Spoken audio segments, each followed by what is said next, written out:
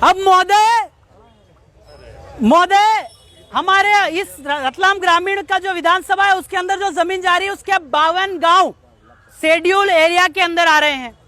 जो आरटीआई लगा के हमने फाइल किया, उस शेड्यूल एरिया में सरकार की 1 इंच भी जमीन नहीं है। यह पीरामल जजमेंट बोलता है, तो क्या आप उस जजमेंट के खिलाफ जा रहे हैं? ये महोदय समता जजमेंट भी ये बोलता है कि अनुसूचित क्षेत्र में एक व्यक्ति है और भू राजस्व संहिता की जो 165(6) है उस धारा में यह लिखा है कि आदिवासी की जमीन गैर आदिवासी नहीं ले सकता। तो क्या सरकार आदिवासी है जो हमारी जमीन ले रही है? और अनुच्छेद 141 के तहत जो न्यायालय ने जो माननीय सुप्रीम कोर्ट ने जजमेंट दिए हैं वो हर न्यायालय पे लागू है, भले वो एग्जीक्यूटिव न्यायालय हो, जुडिशियल न्यायालय हो, तो हर जगह लागू है। तो संविधान की अवमानना और माननीय सुप्रीम कोर्ट की अवमानना करने वाले के खिलाफ 124(a) के तहत देशद्रोह का मुकदमा क्यों नहीं होना चाहिए? हमारी लड़ाई यह है कि हम आपसे बार बार कह रहे हैं कि हम ट्रीटी पे हैं, हम लोग एग्रीमेंट पे हैं। आपका जुरिडिक्शन 10 साल की राजनीति आरक्षण देकर के हमको आपने फंसाया है, इसलिए आप लोग हम पे डंडा चला रहे हैं।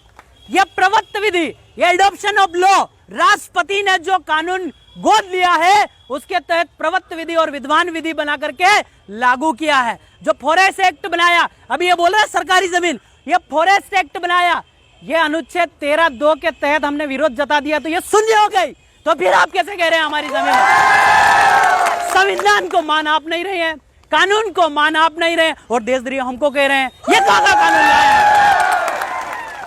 तो ये चीजें हैं। हमारे 52 गांव अनुसूचित क्षेत्र है और उसकी 1 इंच भी जमीन महोदय हम गर्दन कलम हो जाए जमीन हम नहीं देंगे। भले ये ज्ञापन एज ए आप राज्यपाल जी हैं, एज ए आप कलेक्टर हैं, आप राष्ट्रपति जी हैं, ये मान करके हम आपको ये ज्ञापन दे रहे हैं। भले आप एक अनुविभागीय अधिकारी हैं पर हम आपको एक राष्ट्रपति की, क्योंकि हमारे यहाँ राष्ट्रपति और राज्यपाल ही 2 मात्र कानून लगा सकते हैं, इसके अलावा हमारे यहाँ कोई। आप जानते होंगे कि 153 के तहत जो कार्यपालिक शक्ति है उसमें मुख्यमंत्री और राज्यपाल दोनों मिलकर के सामान्य क्षेत्र में लगाते हैं। हमारे क्षेत्र में सिर्फ राज्यपाल स्वविवेक शक्ति से लगाता है। फिर भी हमने आरटीआई फाइल करी आपके राजभवन में, यह पूछा 5वीं अनुसूची एक क्षेत्र है, कानून नहीं है, उस क्षेत्र पैरा 2 के तहत कार्यपालिक शक्ति का विस्तार हुआ है? बोले नहीं हुआ है। नहीं हुआ है तो आपका कार्यपालिक शक्ति हमारे अनुसूचित क्षेत्र में क्या कर रहा है, यह हम आपसे पूछना चाहते हैं।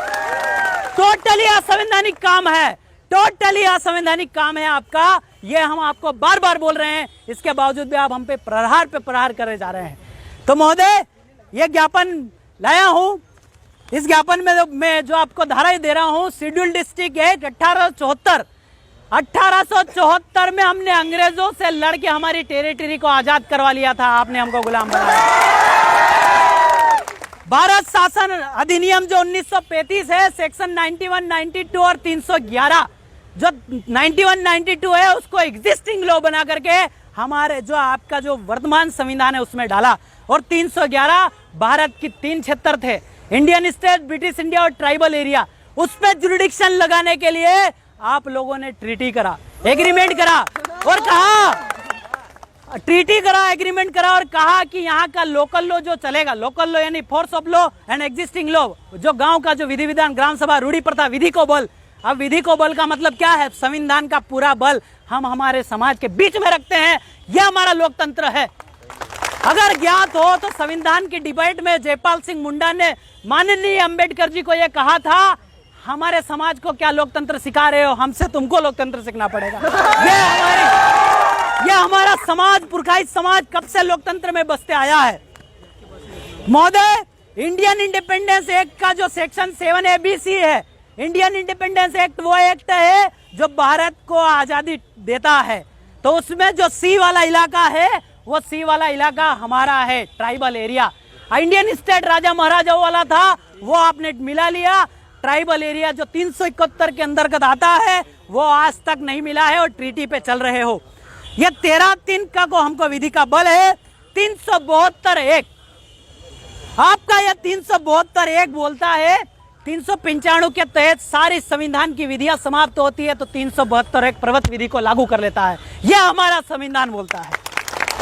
244 एक 5वीं अनुसूची 76 के शासन प्रशासन कल्याण व हितार्थ के बारे में प्रति महामहिम राष्ट्रपति महोदय, महामहिम राज्यपाल महोदय, मानव अधिकार आयोग, माननीय मुख्यमंत्री महोदय, पर्यावरण मंत्री महोदय, प्रभारी मंत्री महोदय, ये जो हमारा मकसद था कि ऐसे कार्यपालिक मजिस्ट्रेट जिला दंडाधिकारी है उनसे ही हम उनको ही ज्ञापन देंगे। शेड्यूल डिस्ट्रिक्ट 1874 ये आपका संदर्भ हुआ। विषय है महोदय कि मेगा टेक्सटाइल पार्क के लिए प्रस्तावित औद्योगिक निवेश क्षेत्र से संबंधित जमीन 5वीं अनुसूची 76 में बिना ग्राम सभा के सहमति से प्रस्तावित निवेश क्षेत्र को अविलंब निरस्त करे या संबंधित कानून बोले उससे तहत आपका डंडा ले जाइए।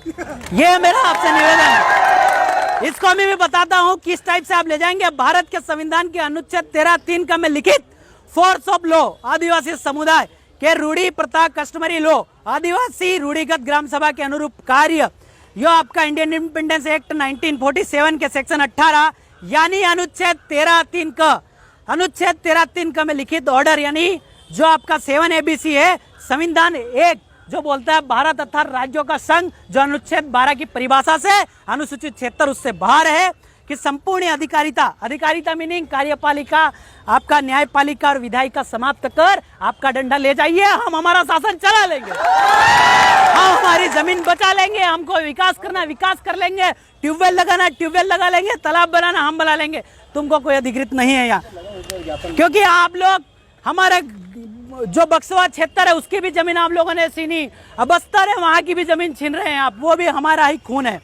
महोदय सविनय निवेदन है कि आपके कार्य क्षेत्र अनुसूचित 76 अंतर्गत जो भारतीय संविधान के 5वीं अनुसूची 244 एक क्षेत्र के अंतर्गत आता है, इसमें महोदय मैं आपको बता दूं कि ब्रिटिश सरकार भी हम पे डंडा नहीं चला पाई थी और आप हमारे खिलाफ डंडा लेके आ गए। ये गलत है महोदय। तो 1874 लागू कर स्थानीय कानूनों को यथावत रखा गया।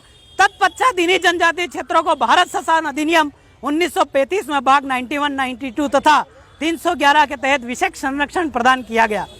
ब्रिटिश सरकार ने देश छोड़ने के पूर्व उक्त जनजातीय क्षेत्रों की पारंपरिक संपूर्ण कार्यपालिका विधायिका और न्याय व्यवस्था को भारतीय स्वतंत्र अधिनियम 1947 के भाग 7 ABC में करार संधि के साथ भारतीय संविधान के अनुच्छेद 13(3) का एवं 372 में विशेष रूप से विधि का बल दिया है। यानी कि संविधान हमारे क्षेत्र में हम संविधान भी चला सकते हैं जिसको रूढ़ी प्रथा और ग्राम सभा बोलते हैं। भारतीय संविधान के लागू होने के पूर्व तक ब्रिटिश शासन काल में देश के तमाम जनजातीय क्षेत्रों में भारतीय दंड संहिता IPC 1860 जो 1860 का धारा 5 है वो भी ये बोलता है कि IPC का डंडा प्रवृत्त विधि और एग्जिस्टिंग विधि के खिलाफ नहीं जा सकता है, फिर भी आप हमारे ऊपर लगा रहे हैं, ये गलत है महोदय। ये आपका जो IPC लगने के बाद में CRPC के तहत जो काम होता है 1898 1898 का बना हुआ कानून अभी तक चल रहा है, वही एग्जिस्टिंग लॉ है और एग्जिस्टिंग लॉ को यहाँ पे परिभाषित 366(10) में करा गया है। अध्यक्ष 1 पैरा 2 ख के तहत सभी तरह के दीवानी एवं फौजदारी मामलों का न्यायीकरण प्रत्येक ग्राम स्तर पर स्थानीय पारंपरिक तरीके से करते हैं। पिछले कुछ महीनों से लगातार भारत के आदिवासी समुदाय द्वारा भेजे जा रहे ज्ञापन द्वारा यह बात उठाई गई कि आपकी वैलिडिटी क्षेत्र पे से समाप्त हो गई है, फिर भी आप हमारे क्षेत्र में 8 लेन फलाना लेन डिमका लेन लेके आ रहे हैं, ये गलत है। कि इंडियन इंडिपेंडेंस एक्ट 1947 के सेक्शन 7 ABC फॉरेन जुडिशन मतलब कि विदेशी अधिकारिता, अंबेडकर जी ने ट्राइबल एरिया को विदेशी अधिकारिता यानी कि एक फॉरेन के टाइप से अधिकारित करके हमको ट्रीटी पे यहाँ पे रखा है। अनुरूप भारत के कार्यपालिका न्यायपालिका विधायिका आदिवासी क्षेत्रों क्रमशः जो आपका 1935 का जो है एक्सक्लूडेड एरिया और आंशिक वर्जित क्षेत्र में लगाया जाए, अन्यथा यह क्षेत्र भारत के अधिकारिता से स्वयं को अलग कर लेंगे। जैसा कि ज्ञात है प्रतिभा पाटिल राष्ट्रपति महोदय के समय 8-9 नवंबर 2019 की जो बैठक हुई थी उसका रिजल्ट आया था कि राज्यपाल के राष्ट्रीय आदिवासी अनुसूचित जनजातियों के हेतु सम्मेलन के संविधान के अनुच्छेद 244(1) के प्रावधान अनुसूची पैराग्राफ 3 के अनुसार राष्ट्रपति के कार्यालय में एक बार होता है। विस्तार पूर्वक जानकारी देते हुए महोदय ये बताना चाहते हैं कि अंग्रेजों ने 3 तरह की शासन व्यवस्था चलाई थी और प्रतिभा पाटिल जी के सामने 26 राज्य के राज्यपाल ने ये कहा था कि अनुसूचित जनजाति पे किसी तरह का कोई 1950 का जो डंडा है वो नहीं चलता है। तो फिर भी आप हम पे लगा रहे हैं, ये कैसे लगा रहे हैं? ये टोटली अनकॉन्स्टिट्यूशनल और असंवैधानिक है।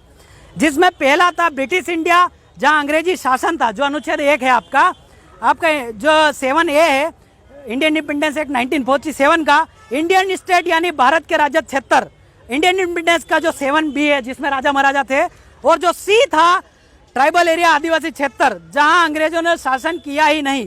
संविधान के अनुच्छेद 1 के 3G जिन्हें करार संधि ट्रीटी एग्रीमेंट द्वारा आयोजित किया गया, जो कि स्वतंत्र हो चुके हैं। आदिवासी को 10 साल का राजनीति आरक्षण देकर यह कहकर ब्रिटिश बनाम भारत में मिलाया गया, जो आप हमारे पे डंडा चला रहे हैं, जो कि मिलाया गया कि आदिवासी अभी शासन चलाने के काबिल नहीं है, ये करके इन्होंने हमको शामिल किया। तो मैं ये बोलता हूँ हम अभी शासन चला सकते हैं, आप लोग ले जाइए आपकी फैक्ट्री। 10 सालों के लिए आप हमें अनुच्छेद 334 द्वारा, ये हम अनुच्छेद भी इसलिए बता रहे हैं कि आपका डंडा फिर से गलती न कर बैठे। महोदय ये जो करार है अनुसूचित क्षेत्र वर्सेस भारत शासन की अधिकारिता में हुआ है, जिसमें आपकी सरकार की संपूर्ण अधिकारिता की वैलिडिटी हमारे क्षेत्र पे